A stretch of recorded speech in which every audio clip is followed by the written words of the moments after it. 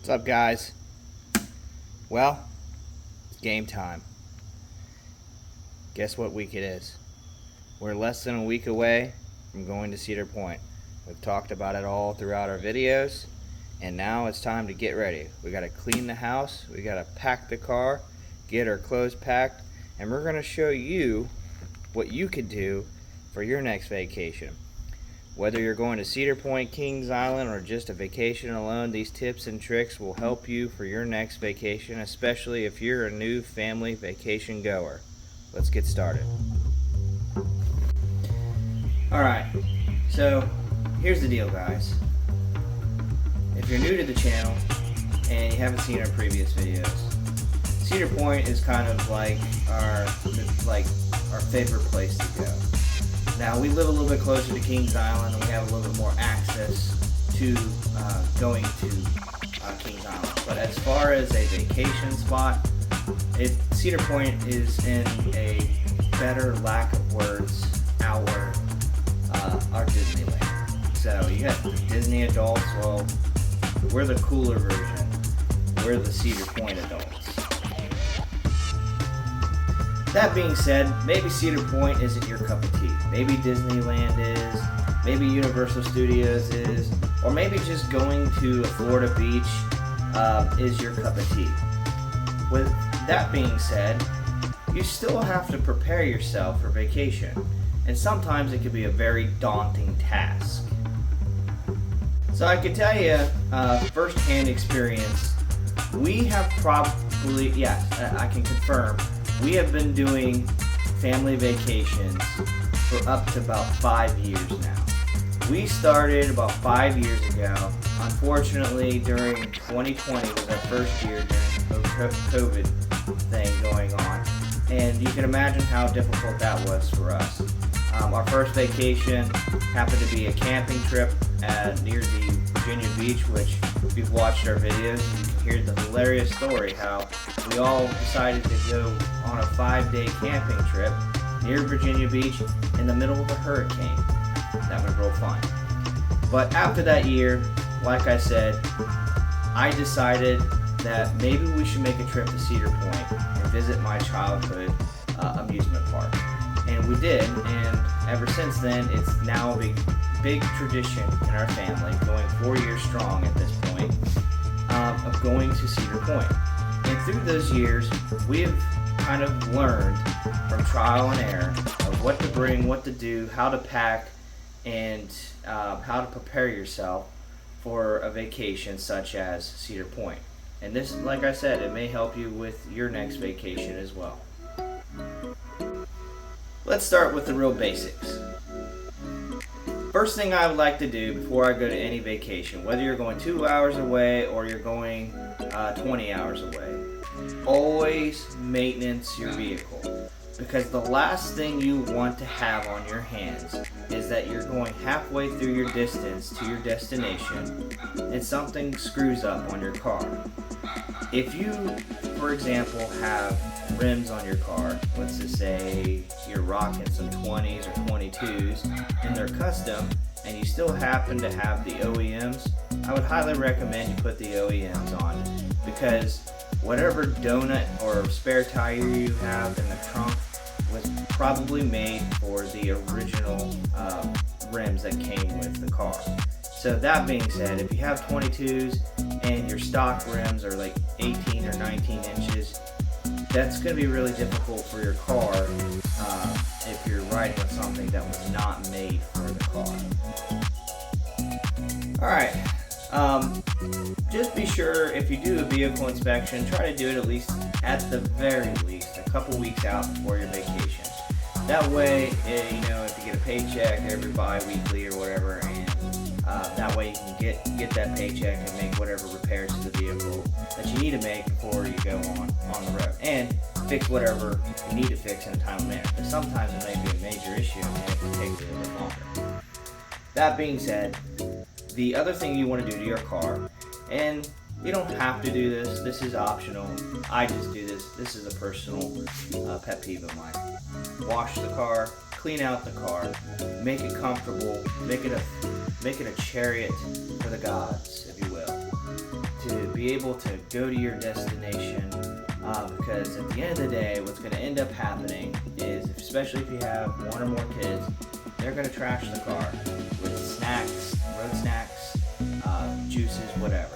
So the last thing you want to do is not only pick up a mess from the previous time, but a mess from your vacation as well. That way, you're prepared, and the chariot of the gods looks clean before it crashes down to Hades, if you will. So just clean out your car. I mean, make it nice and prepared, and it also helps you with some of those vehicle checks as well. So you got your vehicle checks done. Car's clean. It's cleaned out. Smells fresh. Ready to rock and roll. Well, what now?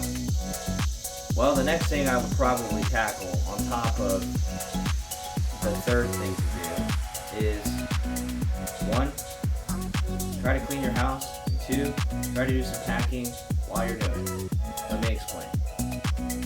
Again, this is one of those optional things that you could do before you go vacation, but it definitely makes you feel so much better whenever you come home to a clean house. And when I say clean, like nobody lives in it. That's the way that we like to have our house about 90% of the time, but especially when we come back from vacation.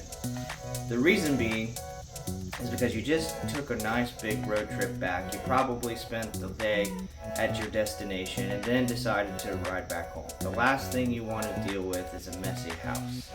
So, what do? Clean the house before you leave. But now that you got the house all clean, it's going to make it a little bit easier for you to be able to find what you need and get it packed away for vacation. Because just like having a pop tire, the last thing you want to have on your mind is forgetting something, whether it's a charger to your phone or your favorite shirt that you wanted to wear on vacation, or even forgetting your underwear.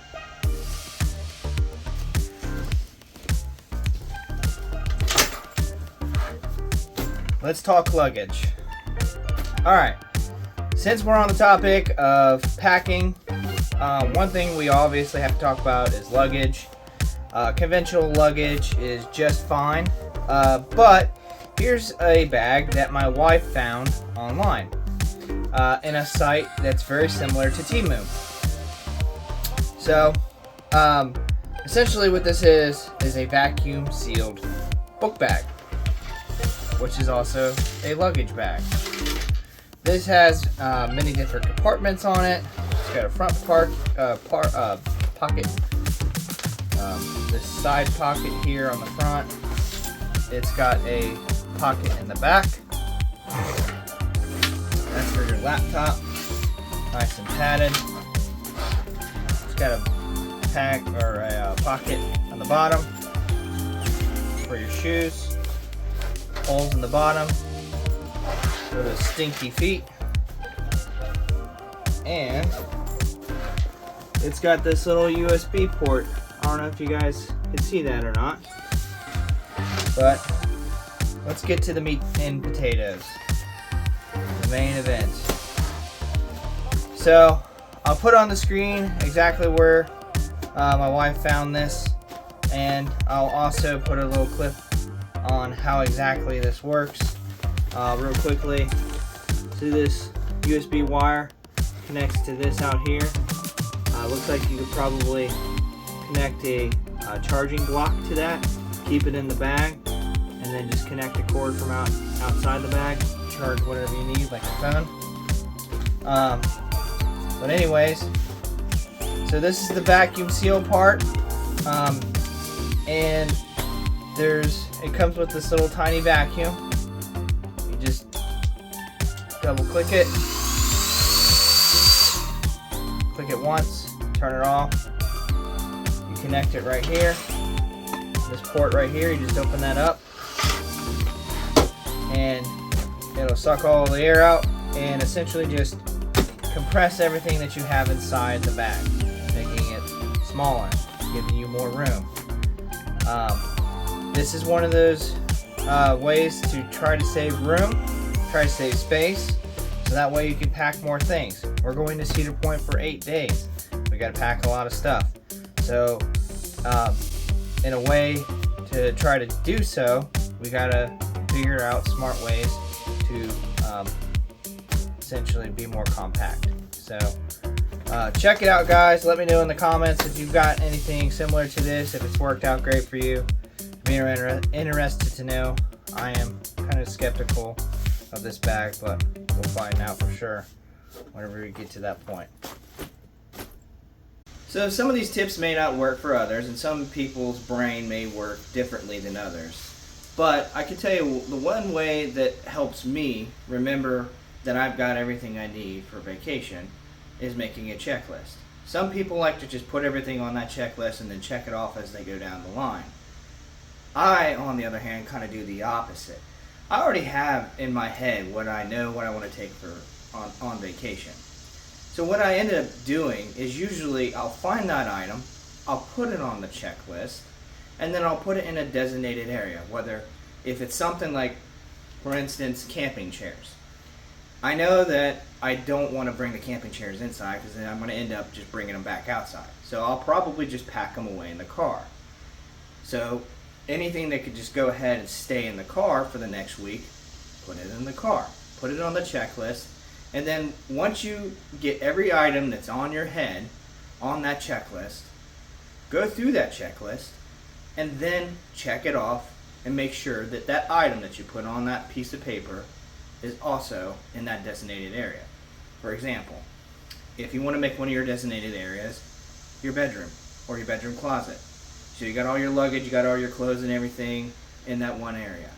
And you start putting all those items on that checklist. Then you go through the checklist and make sure you got all those items. At the end of that checklist, I guarantee you, there's going to be at least one item you're like, oh, I need to get this as well. Let's get to the part where you need to know what to bring to Cedar Point. Now, this is going to mainly pertain to possibly more or less amusement parks and hotels versus maybe some other vacation you might want to go on to. But it might help you in the long run as well. Let's get started. I don't know if you've noticed or not, but it is a scorcher this summer. Like, it has been like almost 90 degrees almost every day, with maybe 2 or 3 days in between being just in between the 80s or low 80s. That being said, the weather up in Sandusky isn't much better. Give or take maybe 5 or 6 degrees because you're closer to that lake water, but it's still going to be pretty hot and that sun is going to definitely be down on you. What's the best way to fight the heat? No matter where you go, if your vacation is going to be mainly pertaining to outside. Well, I'm sure you've seen me and my wife wear these before. Neck fans. They are a dime a dozen nowadays. We saw somebody wearing these things one year and we thought it was like the funniest thing. We're like, what happened? Well, my wife went ahead and got one, and they were actually on sale at Walmart. I think we only got them for like $10 each. So for $20 to get 2 fans for both of us was a lifesaver. And I got a funny story about it as well. These things are so popular nowadays that one year, I think it was 2 vacations ago, somebody saw us wearing one of these, and I think it was my wife, and somebody actually offered her money, double what it would cost to give her one of these things. But it was so hot outside, my wife was like, no, I think I'm going to stick with my fan. The reason why me and my wife go with these neck fans is because most of the time, our daughters are going to be in the push wagon that we'll talk about here in just a second, that has a nice little awning on top of it that keeps them in the shade, and we put these fans and we wrap them around the poles or the handles of the push wagon. This particular brand is called Frizzcol, and that's Frizzcol. You can find them on Amazon. They're pretty decent size. They got these bendable arms right here, so you can adjust them. You can twist it. You can also push this little button right here. Legs come off, as you can see. And you can hang it, maybe in a tent or whatever. Also on the back right here, there's USB, and there's a USB-C. And you can also charge your phone with these. There's 3 settings, low, medium, high, and there's a timer. Most of the time with these, any of these fans, usually the average on high is going to be about 3 hours, and on low about 6 hours. So that's pretty good, pretty decent amount of time, especially if you're going to be going back and forth from the park to your hotel room, and you might be able to just plug it into the wall while you're taking that short break. Speaking of charging your phone, well, not only do these fans charge your phone, but obviously you probably only use 90% of the battery for whatever heat problems you're facing. Charging blocks. These are almost essential anymore, especially if you're a family of 4 and you got kids that have tablets or these fans or your phones, or even if you're a content creator on YouTube and you're making a bunch of videos, whether you're using a gimbal or whether you're using your drone or just your phone alone or your camera, it doesn't matter, the GoPro, these things will charge them. This one in particular is called a Mady. Got them on Amazon, dime a dozen. It has several ports, as you can see, USB, micro, USB-C. Doesn't take very long to charge.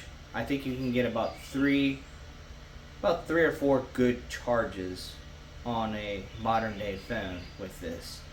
Alright guys, so since we're on the charging block subject, try to bring yourselves an extension cord for the hotel room.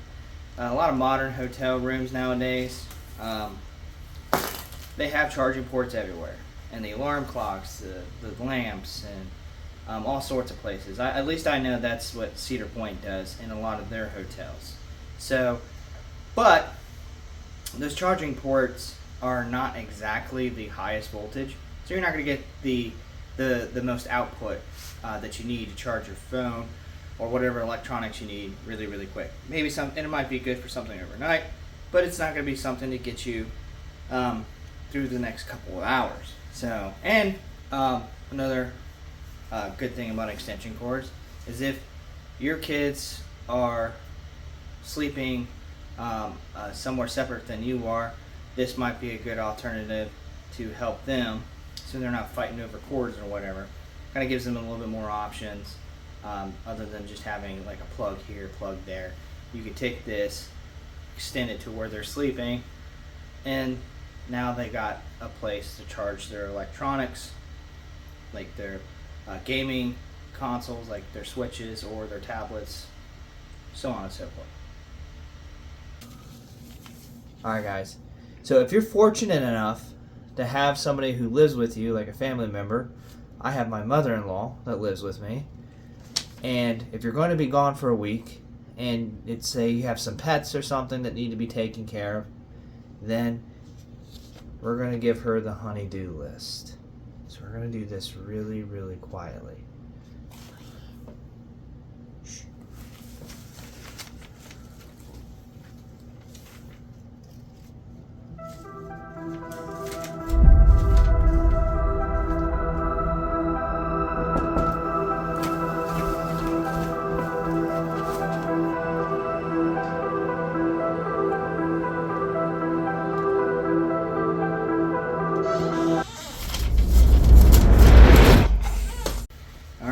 So let's move on. Chairs. There's all kinds of chairs that you can take on your vacation. Maybe you're going somewhere that's not going to involve a whole lot of outdoor activities, but if you're going to Cedar Point, you definitely want to get yourself a beach chair or some sort of chair. Here's a good example of what to get. We got this at Sam's Club. They're fairly inexpensive. I can't remember the price off my hand, but I can't say that they're any more expensive than maybe 20 bucks each. But they got these little backpack straps, got a strap on the top, and on the back here, it's got a small little cooler that you can put some sandwiches, drinks, or whatever, just something quick and easy to eat if you're going to be just a couple hours on the beach. And if you got a couple of these chairs, now you got 2 coolers. One other option you can have is camping chair. Camping chairs is kind of like your Swiss Army knife to any kind of situation when it comes to chairs. Whether you're watching a soccer game, camping, or just going to sit on the beach. We got these little miniature camping chairs for the girls. This is Elena's. Hers is a unicorn. So, camping chairs. One other thing that you want to bring to the beach, especially at Cedar Point, and we've talked about this on our channel before, beach tent. This is a newer beach tent that we got this year. We're going to try it out. So if you recognize my other videos and you're like, hold on, wait a minute, that doesn't look like the tent that you had before. Well, you'd be right. It's different. We ended up selling the other one and upgrading to something that's a little bit taller. That way we can sort of stand up in it if we need to. So, beach tent or some kind of shaded thing to bring, like an umbrella. They can make umbrellas that screw into the sand and it stays in place.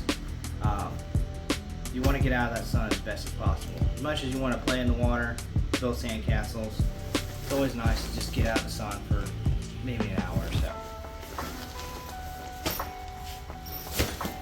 Alright. There's all kinds of stuff that you can bring to the beach, by the way. I'm just giving you the basics. Beach towel. Not really a towel, more of a blanket. Kind of unfolds itself. You can find ones that are very similar to this. It's got a little pouch right here. This white part goes on the sand. I'm not going to unfold it all the way, but it's kind of a meshy feel to it, if you will. And the cool thing about this is that it's super portable. Just rolls up like that. Got a handle. Hardly takes up any space in your car. So these are just a couple things that you can bring outdoors, or even more or less to the beach. All right, guys. You know I had to talk about it, but here it is. The foldable push wagon. I'm not going to unfold it right here. You guys have seen all my videos. You know what this thing is capable of doing. It's a great tool. Like I said, it's like your truck or trailer when you're on vacation with the kids. This thing can hold about 2 to 3 kids, depending on the workload. It has a little canopy. It folds out. You push it, you can pull it, you do all kinds of stuff with this. This thing has been a lifesaver in, I don't even know, so many situations. We've had this one in particularly for maybe about 3 years, and the girls are getting old enough now to the point where they're going to start walking on their own, and we may not even need this. But I may never get rid of it, because just being able to have this thing and to be able to haul stuff and hold your backpack or whatever you need for any kind of occasion, especially if you're walking around all over the place at Cedar Point, Kings Island, other amusement parks. It's nice to just throw it in the wagon and just forget about it. So, push wagon, definitely a must-need for any type of vacation. One other thing to go along with the wagon is maybe have a multi-tool with you. So the wagon does have parts that will get loose over time, like screws and bolts. Having a multi-tool with like a screwdriver in it will definitely help you in a situation like that. And it's definitely gotten me out of a bind a couple times. So you see something like this has a little screwdriver on it. Obviously you can't take this into the park, it's got a knife, but you could at least bring this, leave it in the car. You might even be able to bring it into the hotel room, but bring a multi-tool in case you need to do quick fixes on things. Obviously it's not going to help you with big jobs like your car, but if you have if you need something that just needs simply fixed, bring a multi-tool. Also, besides your handy dandy multi-tool, bring a small little first aid kit. You never know when you need a quick little fix to yourself. Whether you need to do a Band-Aid, aspirin, whatever, you can get first aid kits really cheap at Walmart or any other superstore or local store, wherever. Just get one, put it in the back of your car, put it in your backpack while you're at the park. That way, in case of emergencies, you got a first aid kit. A little bit of another topic too, what goes back to the whole charging thing. Car rides. Anybody who's a family man, family woman, has to agree that we're in the age of now there's tablets, there's switches, everything's portable now. I'm not a huge fan of the tablets, don't get me wrong, but when you're on a car trip, the one thing that definitely is nice to be able to take the kids' minds off of things is a tablet. And if you got like a smartphone that has 5G hotspot or whatever, they're able to basically take off that phone, use it as like a Wi-Fi, and it's just good enough to basically be able to watch whatever shows they want to watch on their tablet. And what I have here in my hand is something that's really cheap. You can get it just about anywhere. This part right here, look on Amazon for these things, guys. Basically, it's just a seat headrest holder for tablet, phone, whatever. It can hold just about anything you want on there. It spans. They're all pretty much universal. You see where the holes are right there. It kind of just clips into your headrest. You can expand it to however wide it is. You bend it. They're all about the same. These things are lifesavers. We got two of them, obviously. And typically, what we'll end up doing, I'll show you here a video in a minute, or a clip, but we'll take our big blue cooler. This is a tip, guys, listen up, especially if you got two kids. We'll take our big blue cooler and we'll put it right there in the middle of the back seat. If you got something to separate the kids, great, but this is one way you can do it if you don't. Put that cooler right there in the middle, maybe put a suitcase on top of it or something, whatever the case is. For two reasons. One, like I said, we store all of our drinks and maybe some snacks in that cooler on our way to Cedar Point. It's within arm's distance, so your co-pilot, your wife, can now reach back to the cooler easily and grab a simple snack for yourself or the kids or herself. That simple. If you're thirsty, put the pop on top of the cooler. Obviously not the beer, guys. Don't want a road beer. But put a pop on top, take it out of the cooler. Now it's nice and cold, and it's within arm's distance. And here's the best part.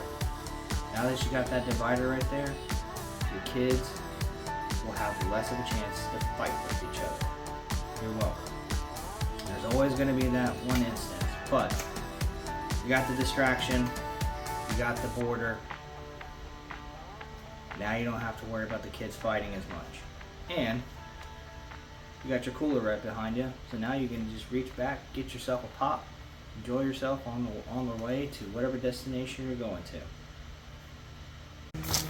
Alright guys, while cleaning the car, I also want to mention this is a sunscreen for your windshield up front. Now, why am I mentioning this? Well, we're going for 8 days, and there's so much to do at Cedar Point that our car is probably not going to move again until we leave the peninsula. And during that time, it'll probably have a lot of sunny days where it is literally baking in the sun. So what's one way to kind of protect the interior of your car? Well, cover the biggest windshield or the biggest window in your entire car with one of these. Super cheap, get them anywhere, AutoZone, Napa, Walmart, any car section. They're usually pretty universal. Slap that puppy on there, and hopefully your car will be just fine. Another little tip, if you feel okay with it, which we've never had any issues with it, crack your windows just a little bit. At the end of the day, no one's going to probably break into your car at a hotel. At least where we're staying at Breakers Hotel, it's gated. The only people allowed in and out are the people that are staying at Breakers Hotel. So it's if you crack the windows a little bit, it's going to release some of that heat. There's cameras all over the place. I really wouldn't worry about it too much. Just crack the windows open a little bit. Put this puppy on there. Your car should be at least, I'd say, 10 to 15 degrees cooler inside by the end of the day. And it'll protect your interior. Well, I hope some of these tips and tricks will help you guys on your next vacation. Doesn't sound like a whole lot to the average person. Like maybe I didn't say anything that was too sophisticated, if you will, to help them on their next trip. But whenever we went on our first family vacation, we thought we knew it all, and we thought we had everything taken care of, which obviously didn't. we went tent camping in the middle of a hurricane, and we were not prepared. So that's just one fun experience that we had that helped us learn and what to do better the next time. Look, guys, at the end of the day, it all comes down to trial and error sometimes. Sometimes you just need to learn from your mistakes to understand what to do better next time. So we definitely have been doing this for enough to where we can say that we're seasoned vacationers at this point. And these are just some of the things that have definitely helped us out in our journeys and to help make great memories with our kids and our family. So I really hope you guys enjoyed this video. I hope it was helpful. Please let me know in the comments if it was, if it wasn't. Maybe there was something new that you learned. Maybe there was something that you already knew. Share with me some of your experiences. What did you have to learn from your trial and errors? Like, what mistakes did you have to make to learn, like, oh, well, I better do something better the next time? Just let me know. So, until next time, I hope you like, I hope you subscribe, keep chasing your dreams.